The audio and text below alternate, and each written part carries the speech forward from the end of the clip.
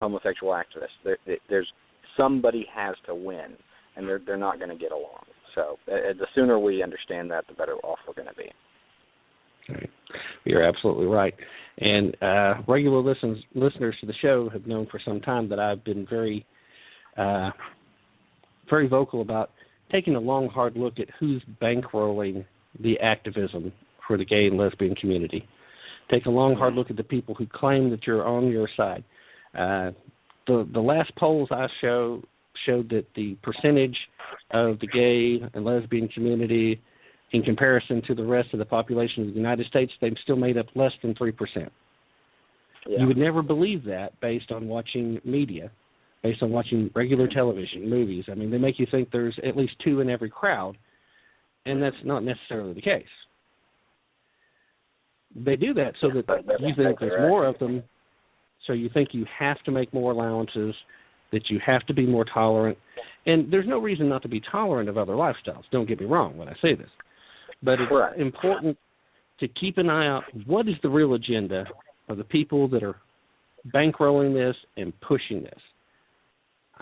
These folks are the ones I think are the dangerous ones, because these folks are looking and they're determined to destroy the fabric of America by keeping us all divided, separated, put labels on the little boxes so that we spend all our time fighting with each other, so we don't get to see the bigger picture of what's really going on.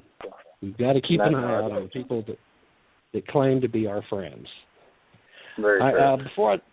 Before I let you go, do you want to throw out any websites where people can contact you, offer you support, or any social media links if they wanted to follow you on Facebook or Twitter or anything like that?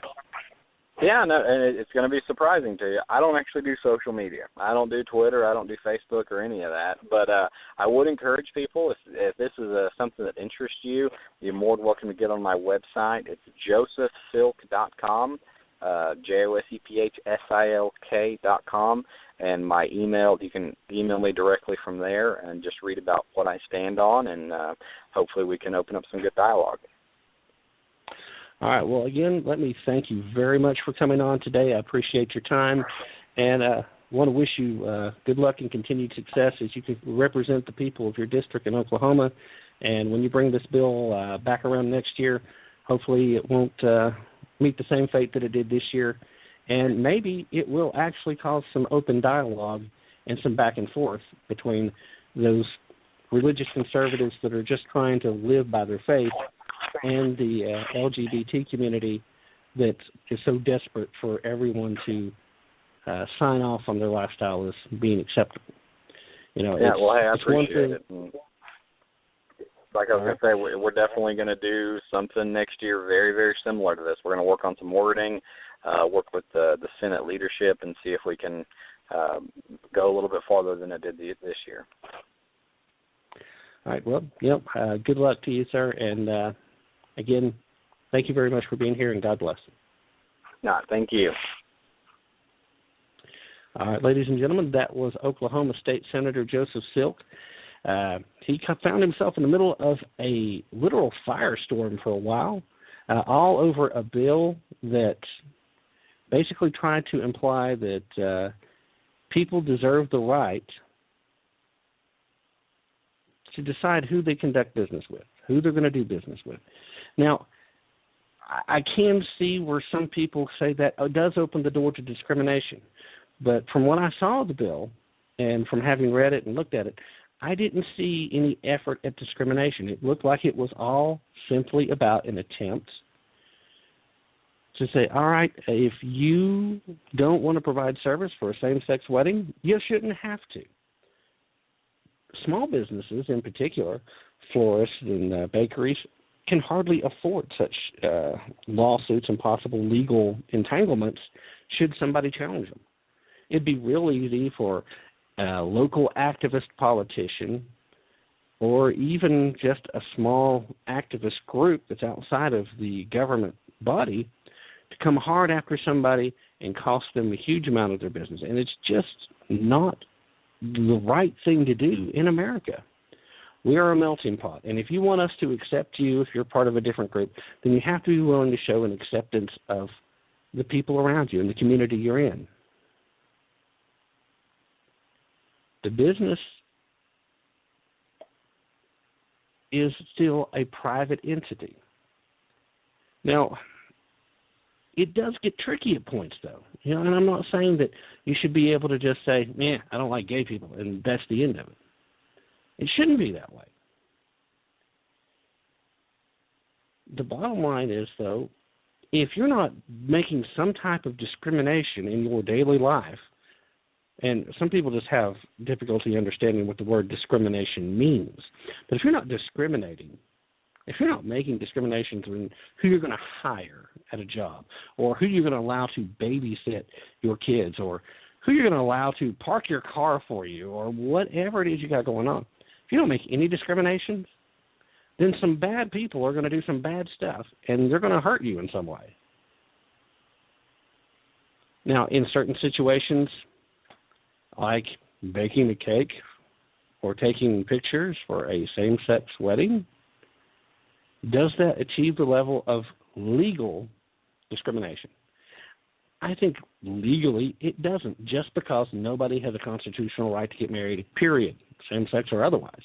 That's where a lot of folks tend to get lost, and they generally scratch their heads and look at me like, what the crap are you talking about when I say that? But I've looked at the Constitution. I don't recall seeing the area that says, guess what? You have a legal, undeniable, constitutional right to get married. And that's plain and simple rationale why it's like that. Ladies and gentlemen, the framers, they never considered that government had a role at all in deciding who was getting married and who wasn't. It was strictly a religious thing back in the day.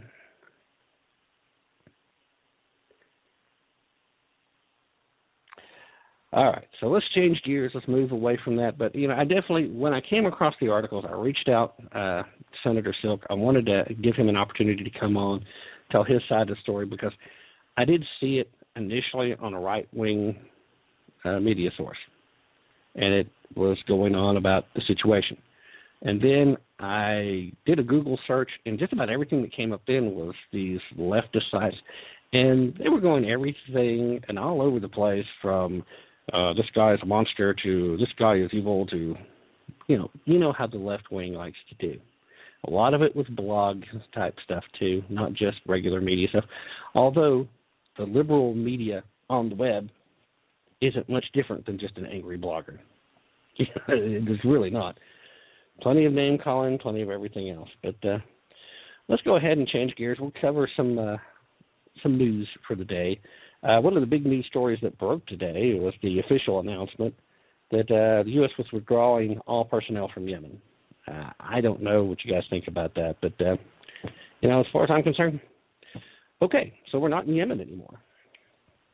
I heard everybody talking about how this hurts our intel on fighting the war on terror, and how this is proof of Obama's complete and total horrible excuse of a foreign policy failing. But you know what? At this point, if you still need proof of that, you're either not paying attention or you're drinking the Kool-Aid by the gallon.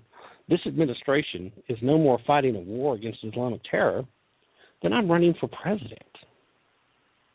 Yemen is a hotbed for anti-American, anti-Western, or terrorist training. Excuse me. And we have a vested interest in having a presence there.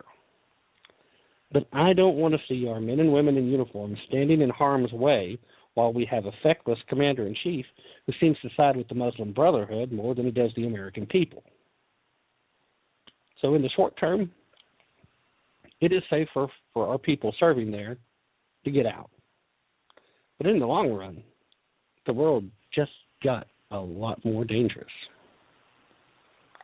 That's pretty much my thoughts on it. Yeah, anybody in the chat room, if you've got a comment you'd like to make on that, I've finally slipped over here, saw that there was some effort. Sorry I've missed you guys. I've been having some technical glitches, and for whatever reason, it was signing me in and out of the chat room, so glad to see everybody there. Thanks, Lady Michelle. Glad to see you back, Mary. Got to talk to you guys a little bit yesterday while I was doing some show prep, listening to the Ron Smith show, the Don Smith show. love listening to Don. He's very polished, very good radio personality, very good voice. If you don't listen to a show, if you haven't heard it before, I highly recommend it, by the way. It normally comes on noon on Saturdays, right here on Blog Talk. So there you go. Now, upcoming, there are a few things to watch this upcoming week in the world of politics. The House is slated to pick up two big legislative challenges. First, they're going to try to pass a budget, and while they're at it, they're also going to try to find a reasonable replacement measure to cover the so-called doc fix. If they fail to approve a plan, then the damage to Medicare could be catastrophic. For the folks who don't know or understand the issue, what we're talking about when we say doc fix, we're talking about the difference between what Medicare patients are charged from doctors for their care and what the government actually reimburses these doctors for. At the moment, that difference is about 22%. And many doctors have already pulled out of the system, refusing to see Medicare patients. If there isn't a fix, there will undoubtedly be more doctors to do the same thing. They'll pull out. And this is going to lead to both an economic and a public health crisis for older citizens, as the people who literally rely on Medicare will be faced with the choice of either having to suddenly pay out of pocket, which most of them, if not all of them, simply can't afford, or losing access to the current health care, maybe even health care altogether. A number of Republicans hate the current doc fix plan that they've got out there on the table because it isn't paid for. It's not covered in the budget. There's no cash other than they're just going to create it. Poof, you know how the government does. And from crunching the numbers, this could add an additional amount to the national debt of up to $140 billion. But you know what? Despite the objections, I doubt very many will have the political will to stand and fight against the fix due to fears of the political fallout that a stand like that would bring. Now, the one good news is the tentative doc fix deal has started a bit of a riff among Democrats over, what else? Of course, abortion. Harry Reid doesn't like the language, saying that it would add new restrictions on community health centers and their ability to provide abortions. Now, here's what's kind of odd is Nancy Pelosi actually said it would expire in 2 years and then there would be no more changes to the current law, that it would all get back to normal.